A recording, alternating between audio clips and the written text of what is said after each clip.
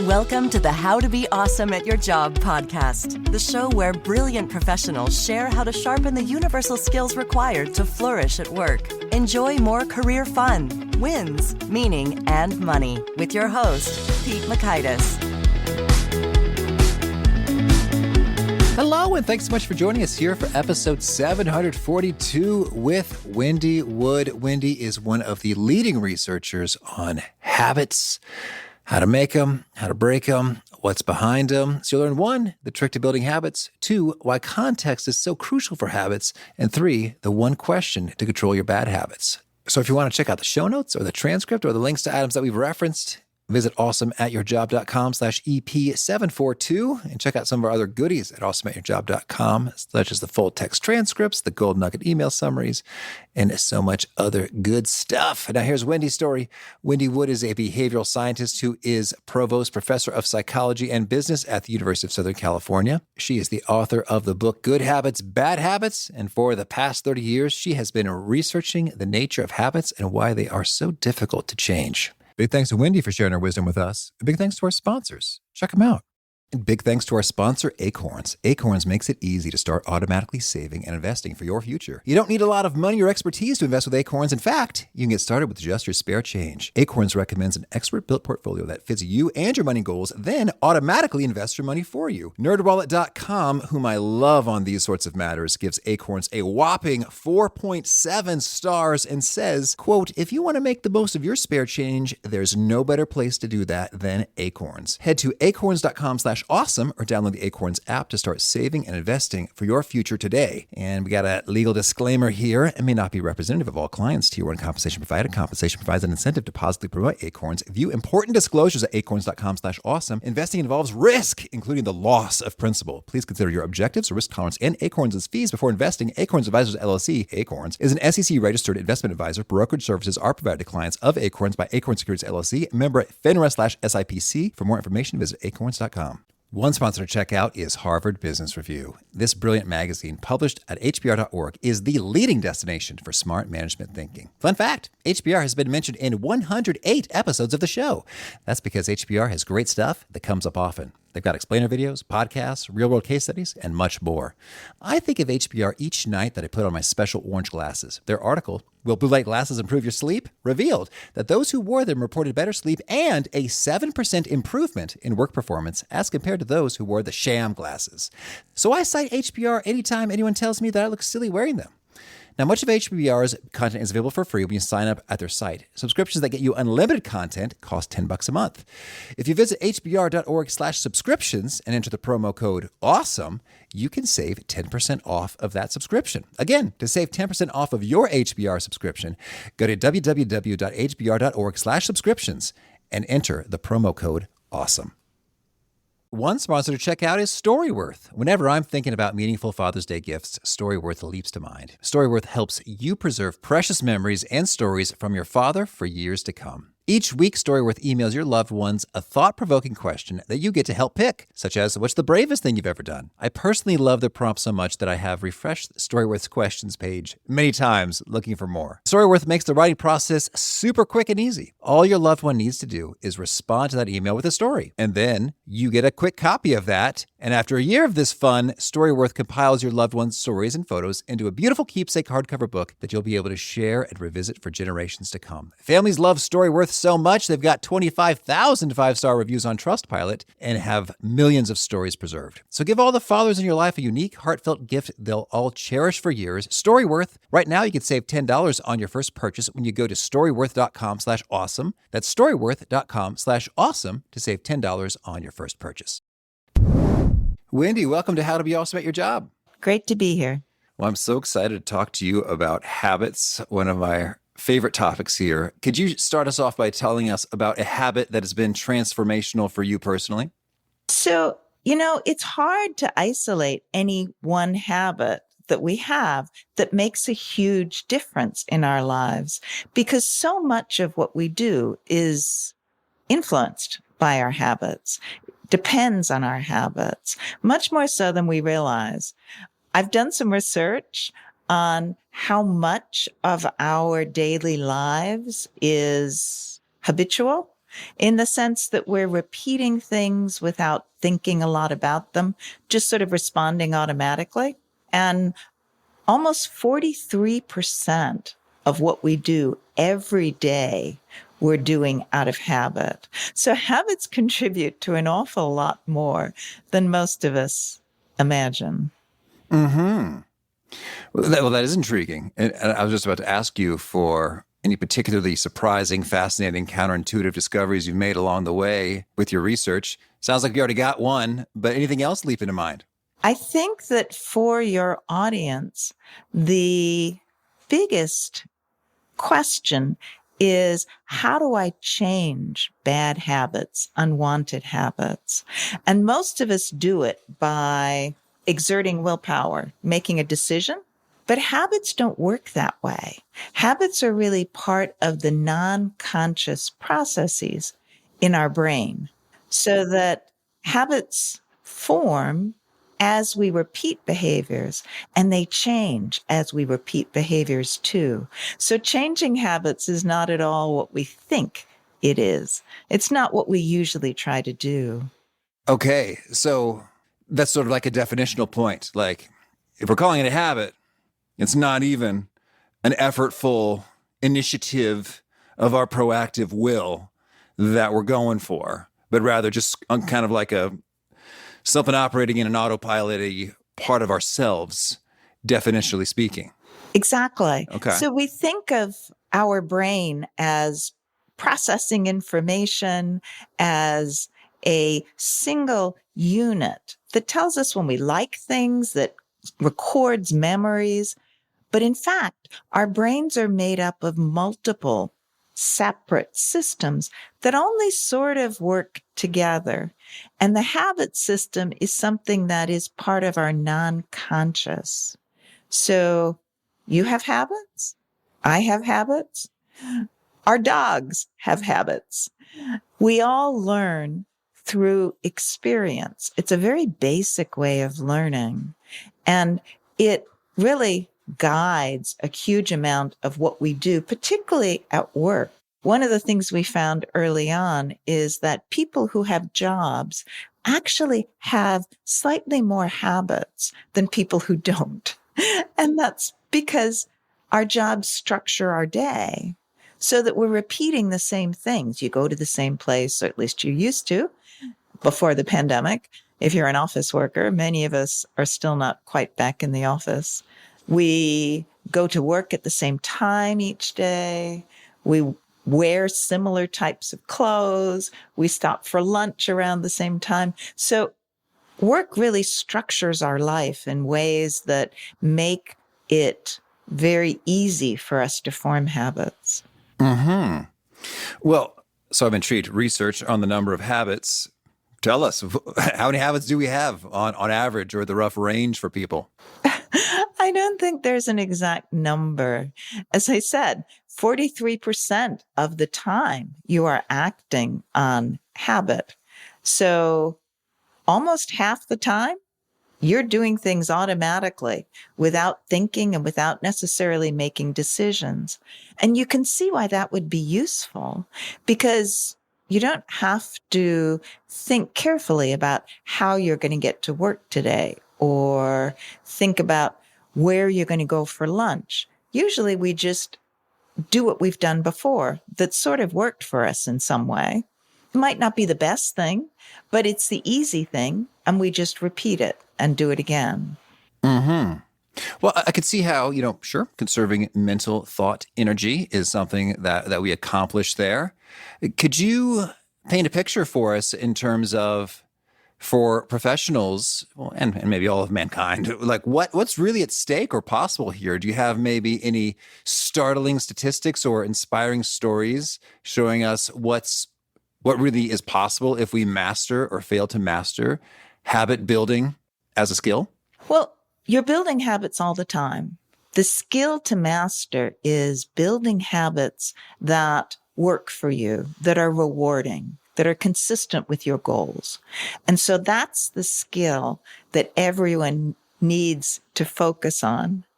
And you do that by repeating behaviors that are productive, that save you money, that are healthy.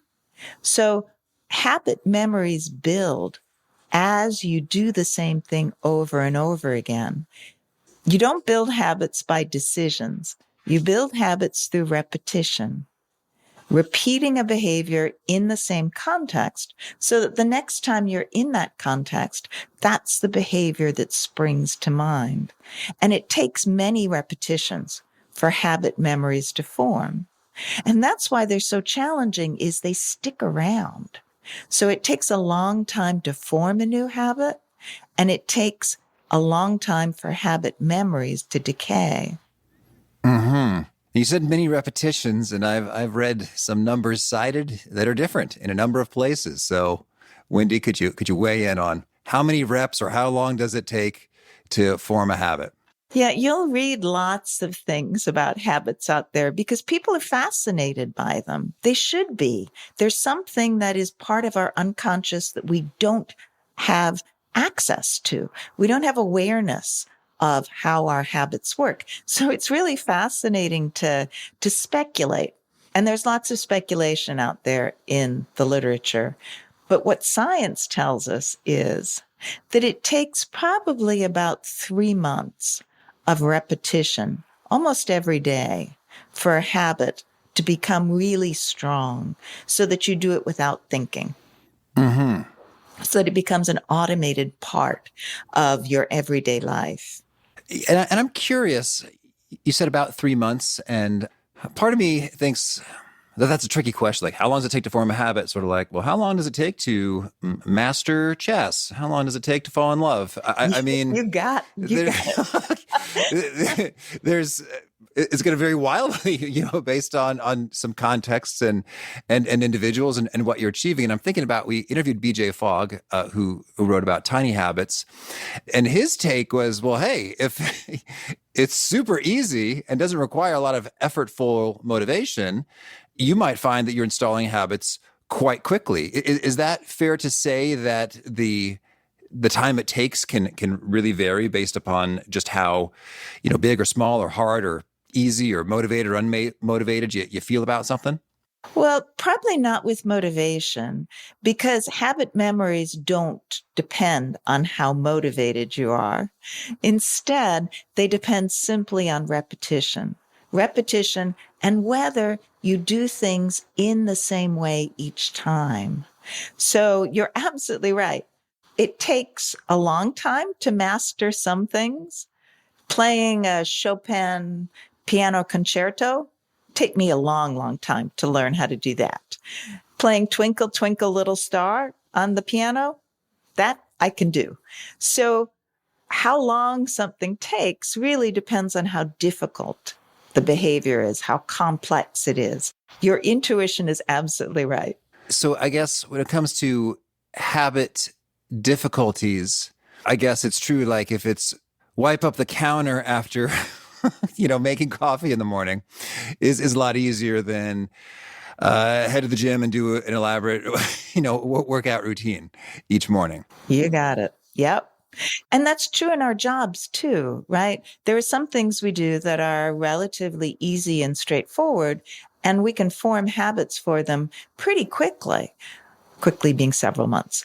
But other things are just much more complicated and never ever become completely habitual. Oh, I see. So let me give you an example. And this is all part of the idea, research evidence that people have multiple components in their brain, multiple systems that work somewhat separately.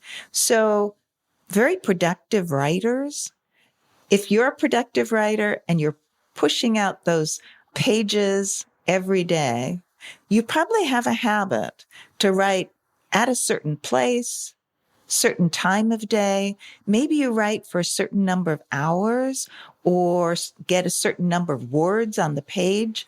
Most really productive writers have these habits that get them to writing. But the actual writing isn't done out of habit. Habit is too basic a mechanism. That's your creativity.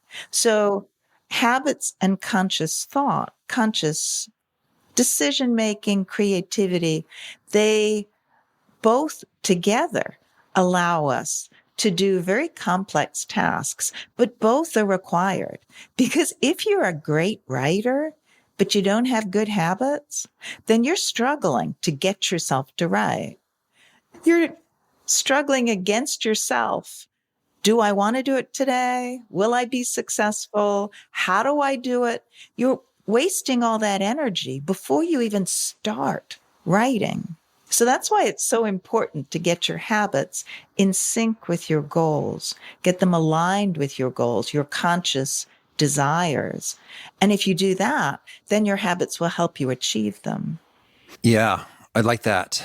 And I'm thinking, well, the quote that comes to mind, I think has been attributed to many different writers is, I write when I'm inspired and I make sure to be inspired at 9 a.m., each morning. Exactly. Which I kind of summarizes that, okay, there's a creative thing going on as well as like discipline, habituated thing going on. I'm seated, hands on keys at that time and place. Yep. And things are quiet and nobody's bothering me. So I have a chance to actually be creative, which is no guarantee. You're not going to be creative every day. If you've written a lot, some days are just crap. You just don't produce things that you want to keep. But if you have a habit to write, the next day you'll be back there. And that day things might work better. Mm-hmm. Well, thank you. Well, so let's maybe apply some of this goodness that you lay out in your book, Good Habits, Bad Habits, in terms of thinking about some professionals and habits they'd like to make or break.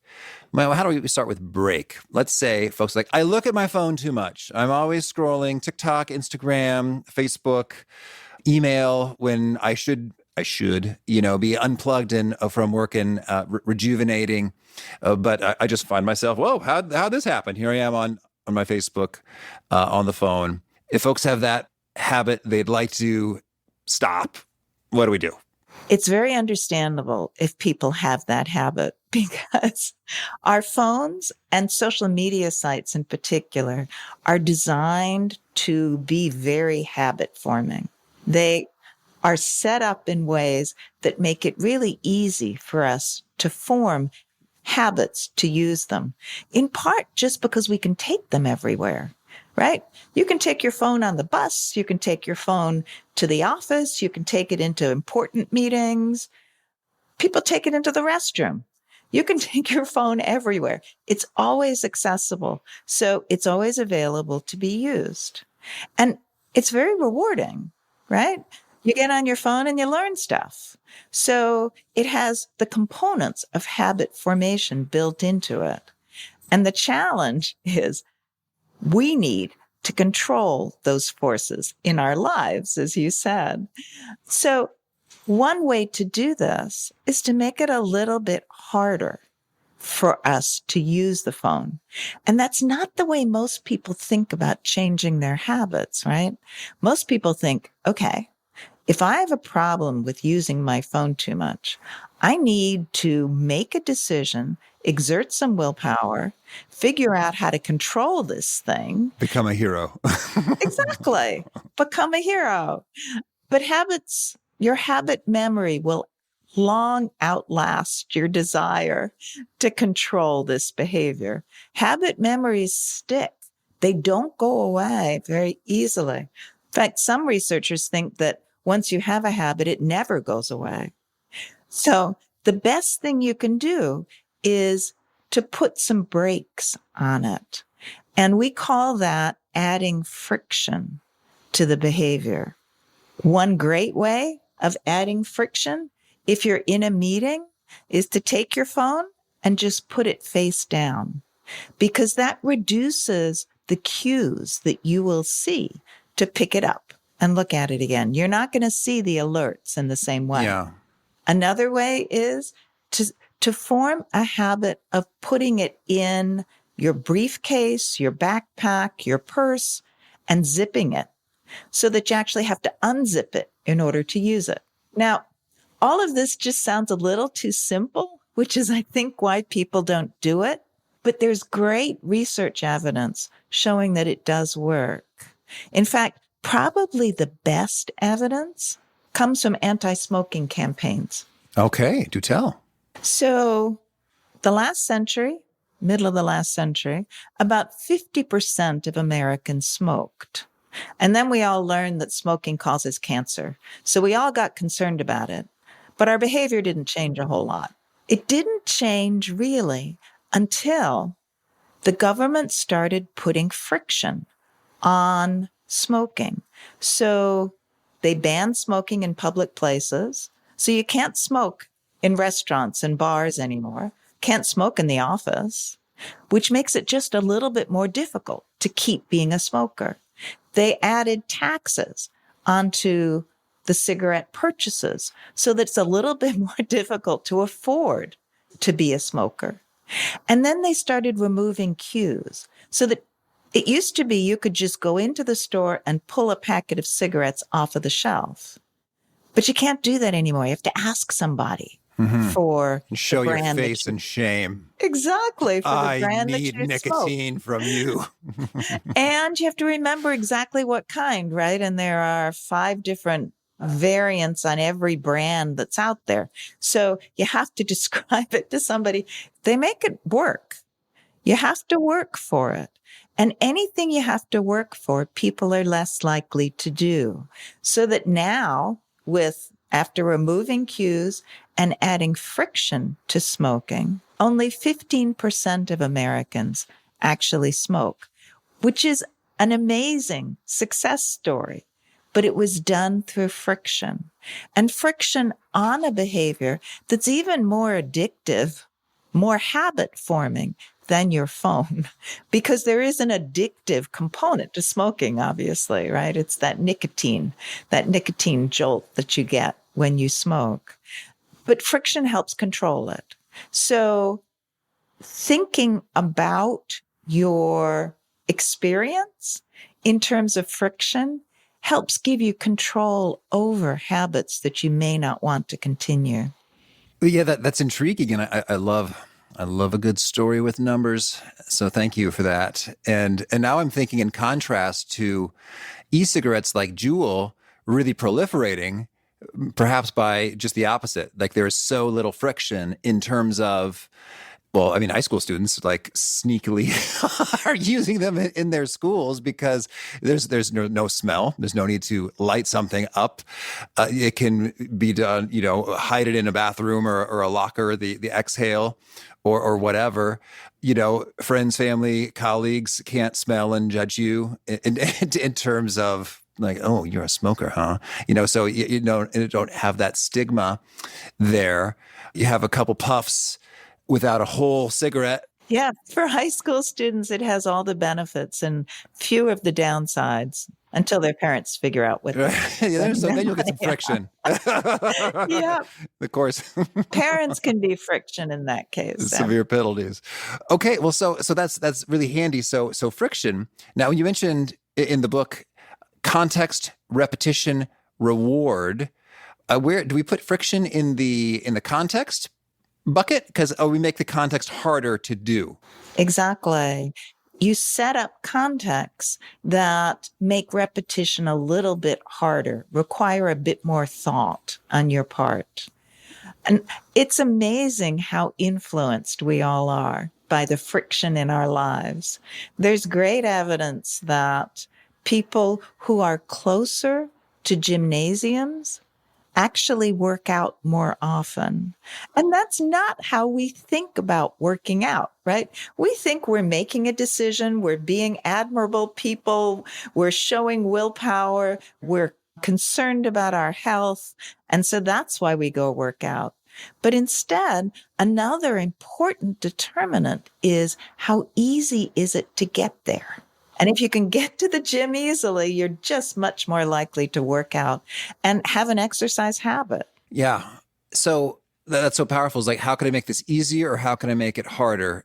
Can you just lay upon us example after example of cool stories you've heard of folks doing some clever things to do that? So, hey, well, one, you could move closer to a gym. Which that might seem dramatic, but hey, if that's a priority for you, I've known people who have moved close to a gym, to a beach, to a forest, to a church, kind of whatever is kind of important and useful for them. They factor that into the planning because that context, that ease versus difficulty really does shape their behavior. Yeah, it's surprising how impactful it is in a variety of different domains. So people who are sitting, so there's one study where researchers gave people in one condition a bowl of buttered popcorn and a bowl of sliced apples. And in one condition, the popcorn was right close to them, and the sliced apples were way at the end of the counter. They could see them and they could reach for them, but it was a bit of effort.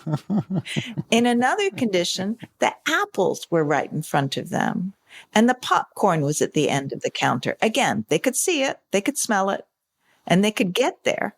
And everybody was told, eat what you want.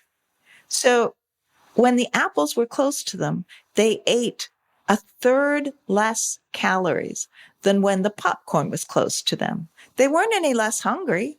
And it wasn't like people changed their food preferences. Instead, it was just people eat what's closer and are less likely to eat what's further away. We're very simple in some ways. We're very simple creatures. And this effect of friction on our behavior is very powerful. That's cool. That's cool. Well, more, please. Can you think of some other fun stories of professionals who've done things to make things easier or harder and seen cool results from it? Well, one of the ways that you can get exercise very easily in your life is to bike to work.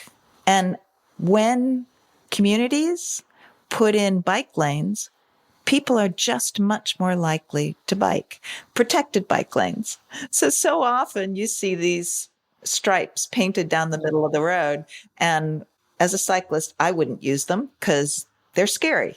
Cars don't give you much. They don't stay away from you in the same way as in protected bike lanes where there's some fence or some protection between you and the cars.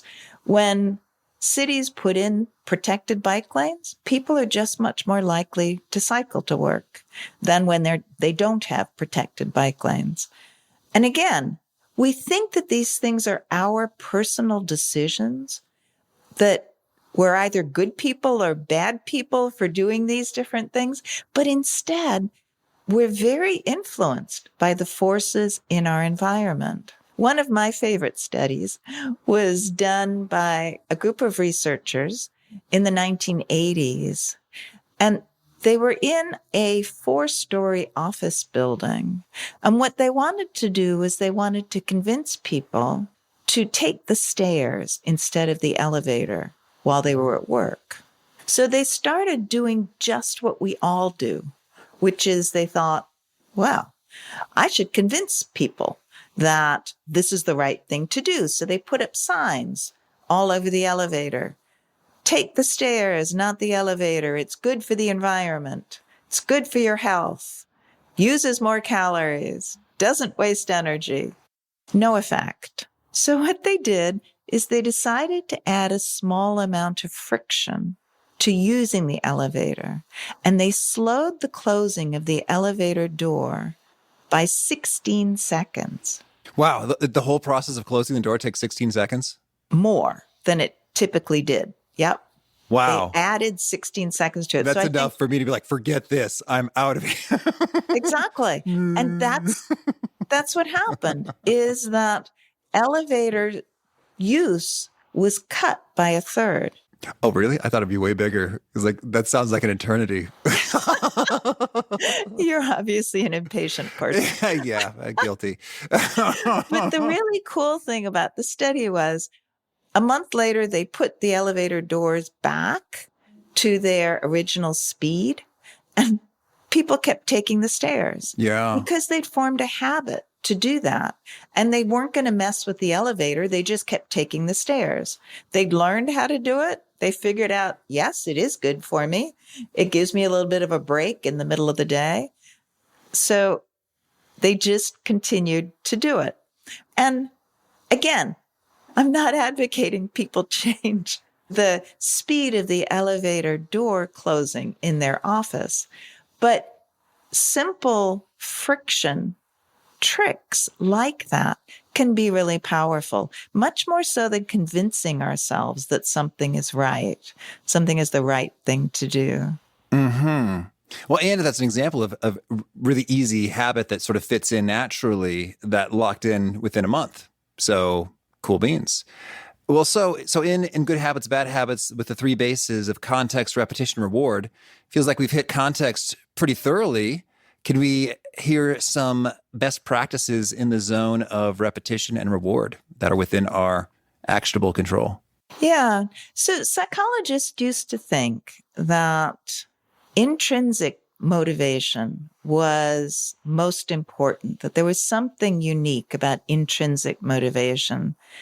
Feeling good because of an activity while you're doing the activity itself, finding things that make you feel good when you do them, that there was something unique, important, special about that.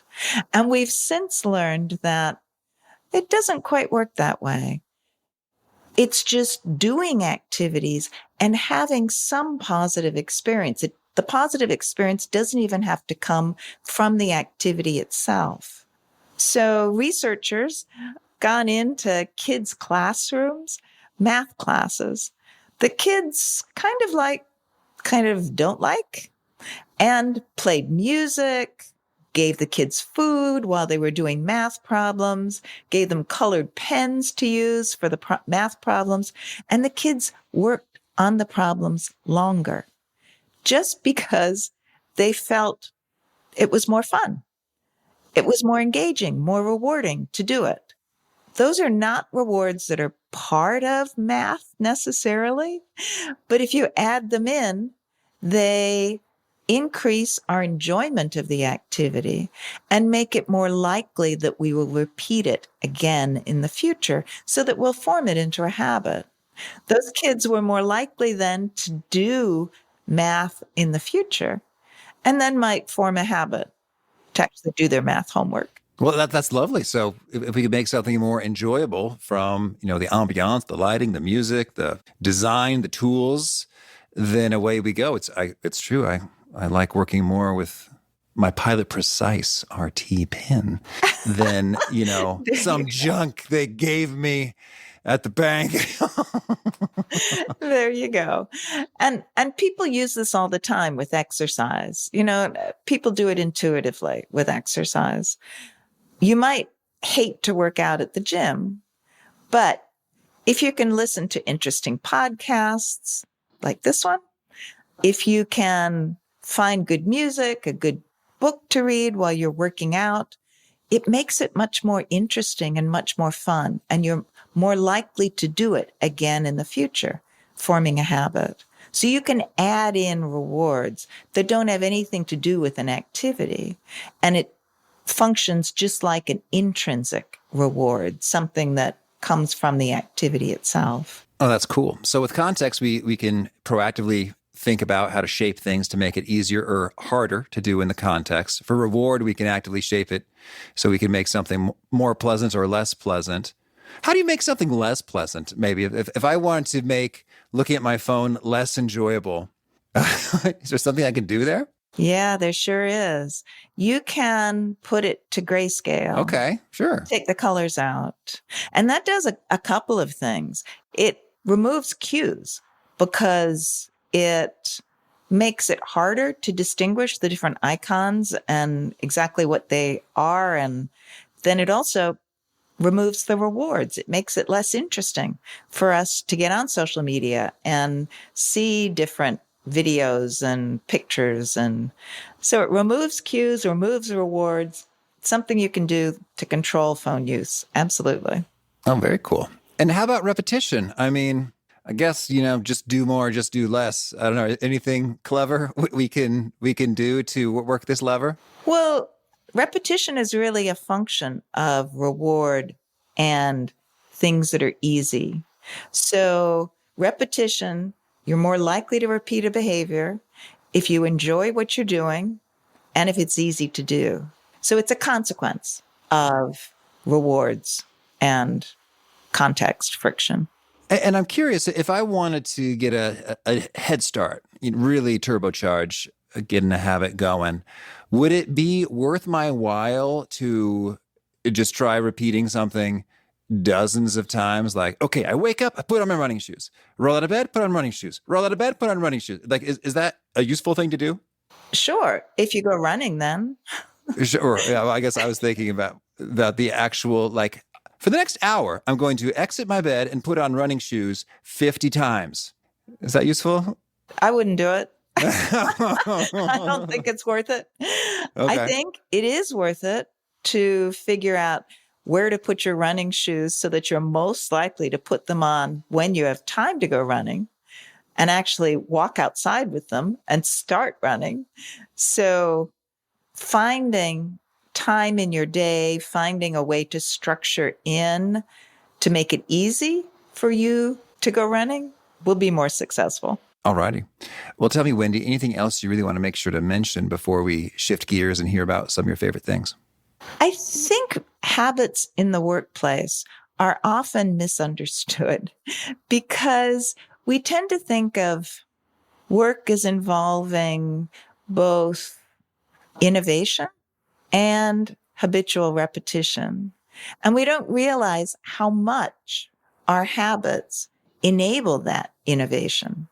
So they allow us to get to the point where we can be creative and innovative and respond to the challenges that we all have at work.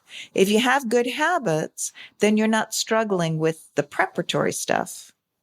Instead, you're doing that automatically, and that sets you up to do what is going to be successful today in meeting the new innovative challenges at work. All right. Thank you. And now can you share a favorite quote, something you find inspiring?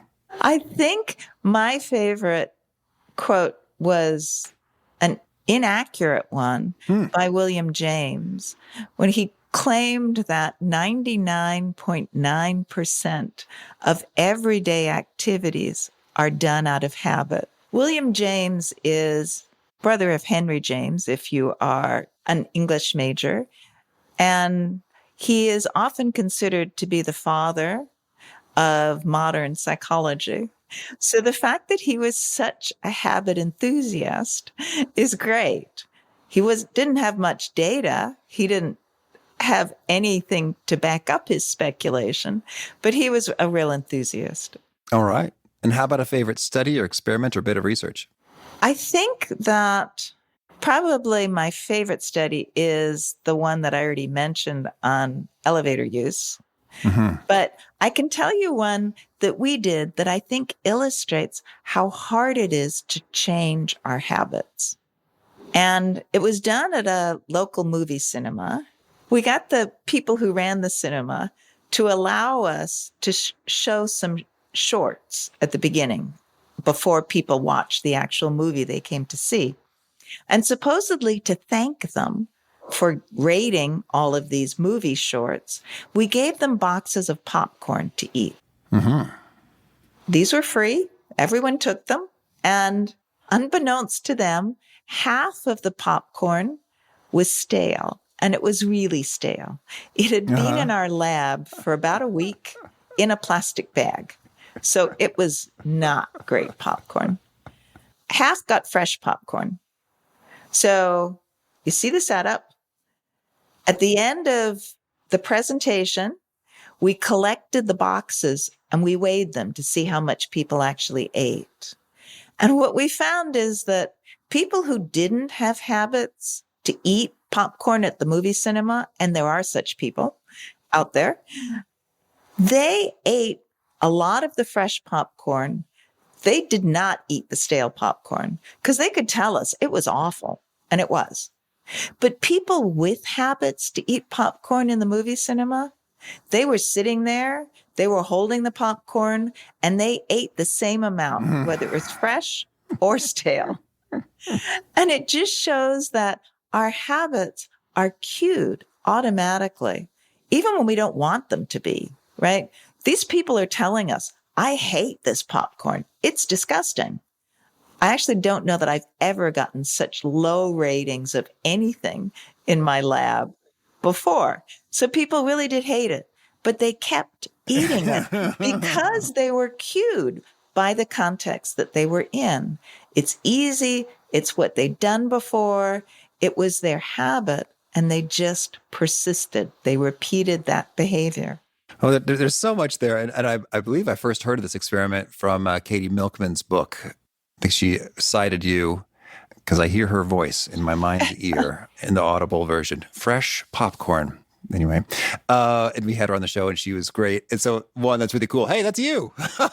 and two, it's like, whoa, if you zoom out and think about that as a life metaphor, it's like, how much stale popcorn do we have going on in our lives that we're just kind of mindlessly dealing with because it's easy and it's repeated and that's the context we're in? You got it.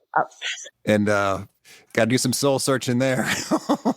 A lot of our habits, they work for us most of the time, but not all the time. But we repeat them regardless of whether they're working for us. And we repeat them even after they've stopped working for us most of the time. It's just easier to do what you've done before than make decisions. And as I said, we're simple creatures. At least the habit system is quite simple. And how about a favorite book? Well, the classics are easy to identify as favorites because early on in the field, psychologists were not only researchers, they were also philosophers. And so they like to think broadly about social behavior. So it's really fun to read some of the early thinking. William James, for example, his Principles of Psychology are really fun to read, in part because he draws on personal experience as well as the research. And one example is he talks about a friend of his who would come home for dinner and eat and then change into his pajamas. And if he got distracted and ended up in his bedroom before he ate dinner, he'd just change into his pajamas anyway, regardless of who was showing up for dinner, what he was doing. And we all have this experience of continuing to repeat behaviors that we've done in the past that really we didn't mean to do right now. But it's the nature of habit. Okay. And a favorite tool, something you use to be awesome at your job? Oh, I think it has to be everybody's favorite right now is the computer. I've been around long enough so that I was writing before we were writing on keyboards. It makes you really appreciate what you got. Is there a key, nugget or articulation of your wisdom that you share that people go, oh, wow, that's awesome. They retweet it, they write it down, they Kindle book highlight it. They say, Wendy said this and it's brilliant and we love it. No. There's no such thing. Oh, you're so modest. No. Although, let me give you an example that I give to people. And this is not brilliant. It's just practical, demonstrating how much we don't understand our own habits. And that is, all of us can use a keyboard. We can all type on a keyboard, some really proficiently. But if I asked you to list out the keys on the second row of your keyboard, you probably couldn't do that. Can you? I'm trying not to look. A, S, D, F, G, H, J, K, L. Yeah. You're cheating. That's exciting. You're I was cheating. like, JKL all in a row? Is that true? Yeah, it is. See, but you could type those things without any hesitation. Yeah. But actually repeating them back to me is hard because we haven't stored it in our conscious memory. We've stored it in habit memory system. And that shows you the difference, the separation between the two. If folks want to learn more or get in touch with you, where would you point them? At Prof. Wendy Wood on Twitter or Instagram. I'm also on LinkedIn, and I'd be very happy to converse with people about habits, habit change, challenges they're experiencing in the workplace with habit. Okay. And do you have a final challenge or call to action for folks looking to be awesome at their jobs? Yeah, be clear about what your goals are, and then make sure that your habits support them so that you don't have to fight yourself in order to meet your goals. And so often, our biggest challenges are our own habits, what we've done in the past. You don't want to put yourself in that position. You'll be much happier and you'll be much more successful if your habits and goals are aligned.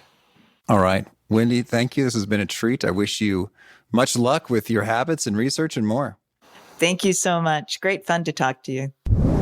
I love so much of what Wendy had to say, but what really haunts me and sticks with me is this stale popcorn experiment and thinking about where's there stale popcorn in my life, stuff I just do habitually without thinking that isn't really serving me and is just kind of lame. And I know I've noticed times where I've sort of like, why am I even watching this show? I don't even like this show anymore.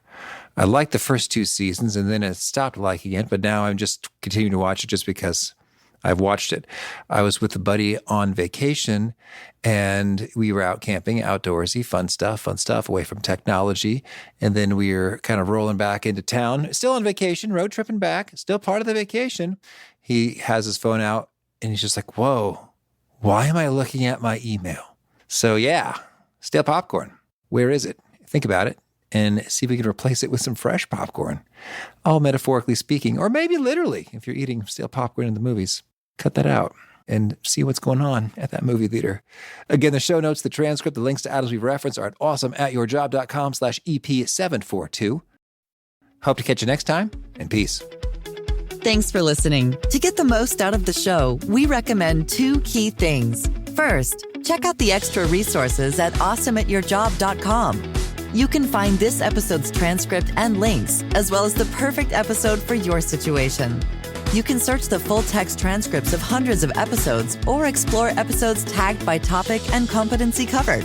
Second, subscribe to the podcast and get future episodes automatically. You can subscribe by telling Siri and several other smartphones and speakers, subscribe to the How to Be Awesome at Your Job podcast, or by tapping subscribe in your podcast player of choice. If you'd like some extra help figuring out podcasts and how subscriptions work, visit awesomeatyourjob.com/subscribe for guidance. Hope to catch you on the next episode of How to Be Awesome at Your Job.